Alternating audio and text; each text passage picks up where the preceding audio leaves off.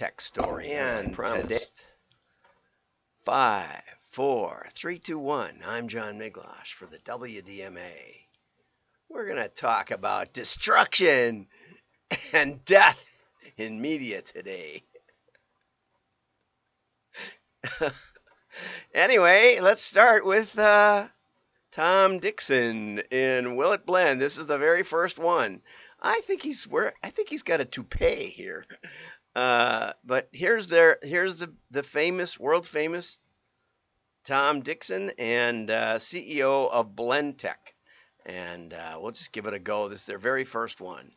That is the question. Oh, I missed the Will It Blend. No. Will it blend? That is the question. He gets right into it.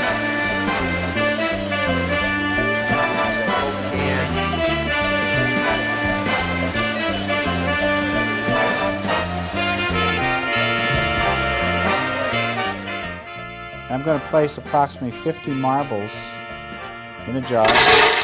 And I'm going to run the ice cream cycle, which is the slowest cycle we have. Before they got the fancy studio. I'll show you that later. They do have a sign. They put up a sign in the cafeteria. Or maybe that's the lab. I don't know. It's hard to say. This is glass dust. Don't breathe this.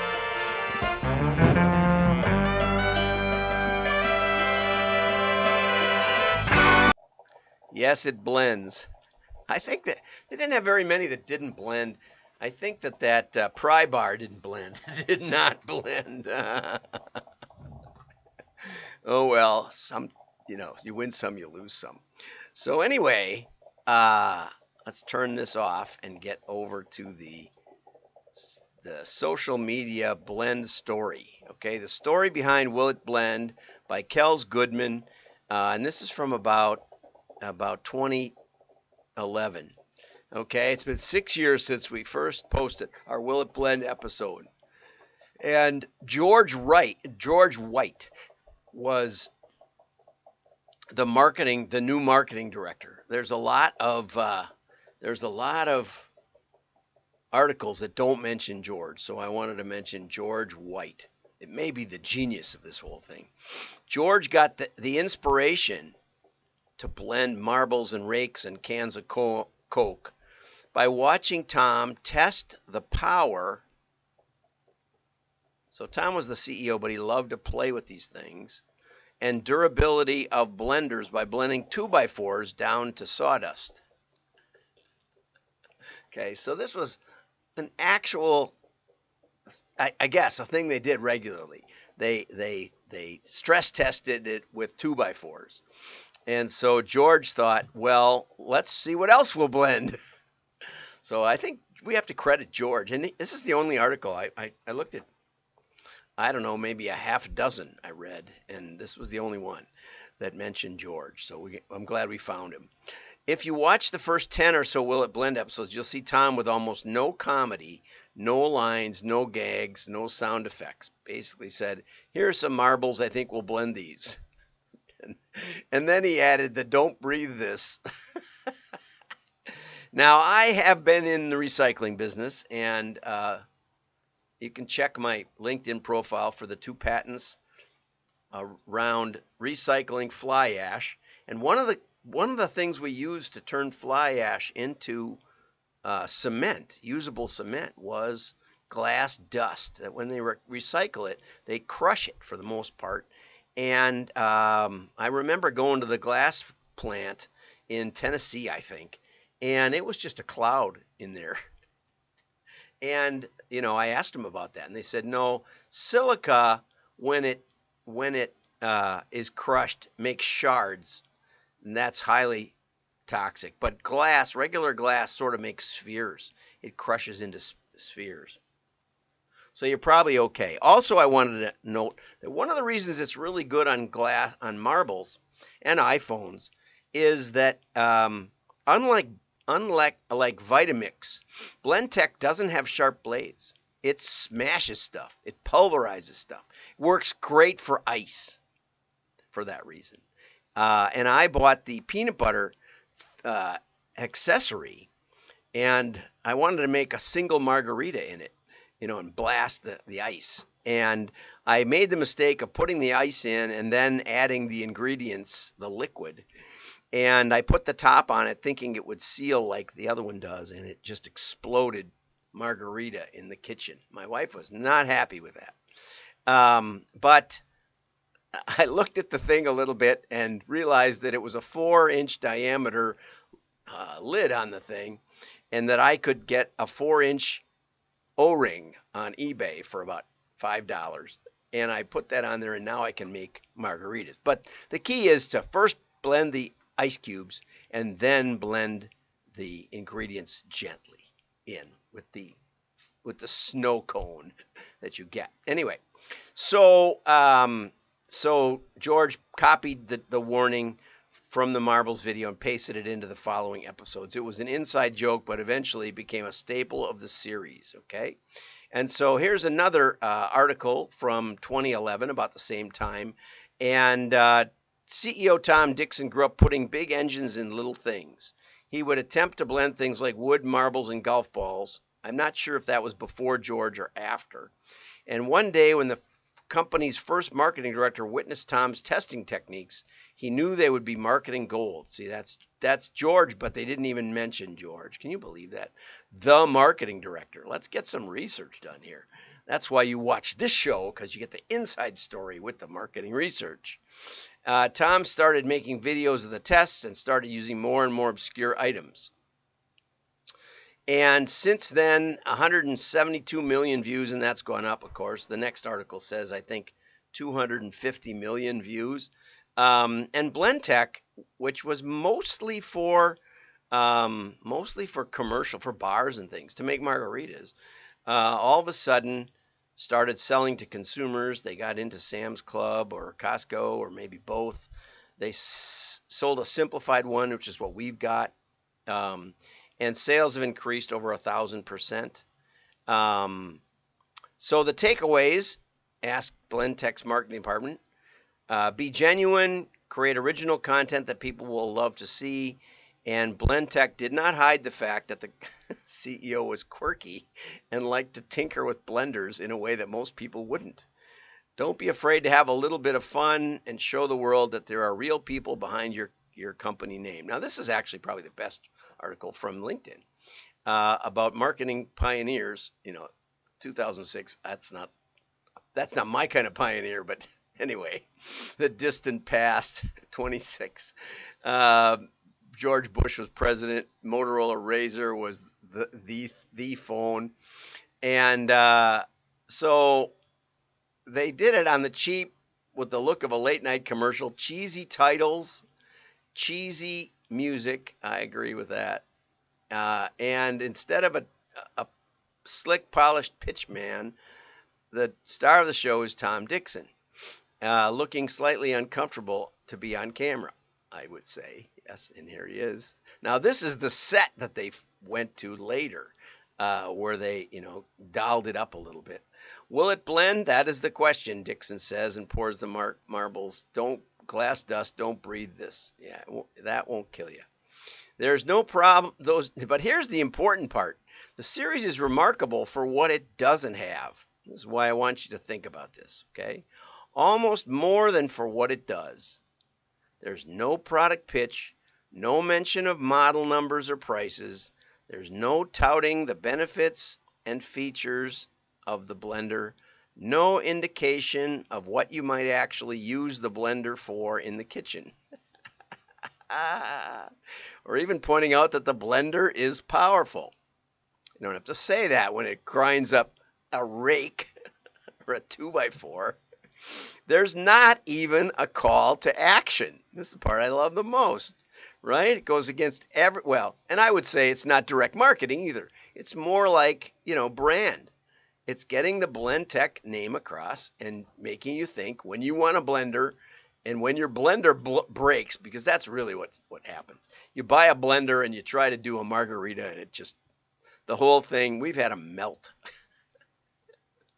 Okay, so that first video is currently at 6.5 million, while it's at 7.3 million as of today. Okay, But then the really cheesy one was the iPhone, and that's up to 12 million views, and that's about where this was written in 2015, but it hasn't gone up significantly. They haven't put up a new video in 2 years, so maybe Tom retired or something. I smoke. I like that part. Don't breathe this. Okay, and I'll show you that one in a minute. Okay, let's go over to that one. Boom. You don't think I know how to run this stuff? Don't try this at home. I love that. Don't try this at home. But it does imply that you could get the blender for your home. I love the sparks when the screen goes. Oh, the battery makes it all black, I think. Oh, yes, and the original iPhone had a glass screen. Look at him. That smile. Pretty sure he has a toupee. I smoke. I Don't smoke. breathe this. And look, that's the wraparound metal. I wondered what that was. Anyway, much fun. The first time I saw it, it was almost side-splittingly funny to me. It may not be to you, I can't speak for you, but there's an odd catharsis watching Dixon smash the screen, fold it in half. Oh, that he also did an iPad when it just came out. Okay, and so they have a Facebook page. They have 265 million views, probably still about that since they haven't put any up lately. And the campaign is all about brand awareness, helping us build top-of-mind awareness and establish Blendtec as the premier blender manufacturer. Have personality, get creative, build community. I mean, blowing up stuff is fun. Every 4th of July as an institution now, I show the Black Rifle Coffee Star Spangled Banner. But it's, the problem with that one is that it isn't germane to their product, right? They don't blow up coffee. They just shoot stuff. Well, they use rifles, black rifles, so I suppose maybe it goes with their name. So by showcasing their product in a unique, gleefully destructive way, they continue to entertain millions of people 2 minutes at a time. I would say, most importantly, when you're trying to think about recession or whatever, it isn't always the money you spend. Hathaway shirts, look up that case study from David Ogilvy. It's in his book, Confessions of an Ad Man. He stopped at a pharmacy on the way to the photo shoot for Hathaway and picked up an eye patch on just I don't know, he thought, well, I wonder what it'll look like. He was big direct marketing guy, big into testing. And so he had the model wear the Hathaway shirt with the eye patch. And it just, I think it doubled like a 100-year-old company overnight. So it isn't always the money you spend. It's usually some other thing. So test a lot.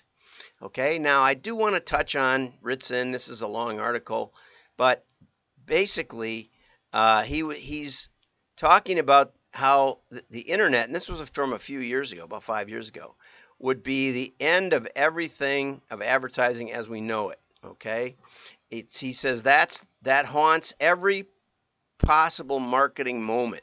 And I have to say, my two best